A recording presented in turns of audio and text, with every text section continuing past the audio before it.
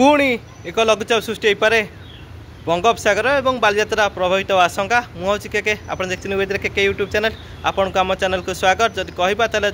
October 30-31 बेलू पश्चिम प्रशांत महासागर बा दक्षिण चाइना सागर एक दुर्बल घूर्णिबल क्षेत्र गल ऑफ थाईलैंड देखिए अंडमान सागर प्रवेश करें अर्थात कहवा दक्षिण पूर्व बंगोपसागर को प्रवेश करें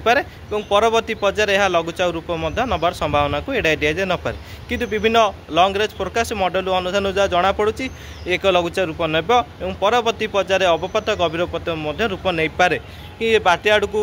जीव कि नहीं ता आगामी दिन मानक जमापड़ कि जहाँ जमापड़ी 1999 मसीह महाबात्यार जो सृष्टि होता ठीक यही गतिपथ देकी ही ओडिशा को प्रवेश करता महाबात्या अर्थात गल ऑफ थाईलैंड देकी ये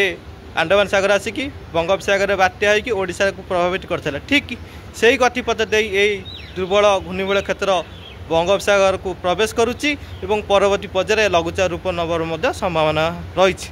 किंतु ये केते शक्तिशाली हेबो केउं दिग को जीव और बालीजात्रा प्रभावित हवा आशंका रही कि नहीं ता आगामी दिन मानक जना पड़ो एबे जो रही बात्या मंथा ता दुर्बल हैला परे एवं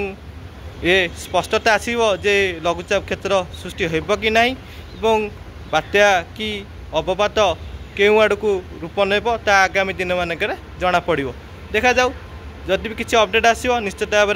में अपडेट देवी देखुता चैनल को सब्सक्राइब करता लाइक शेयर करेंगे रही नमस्कार।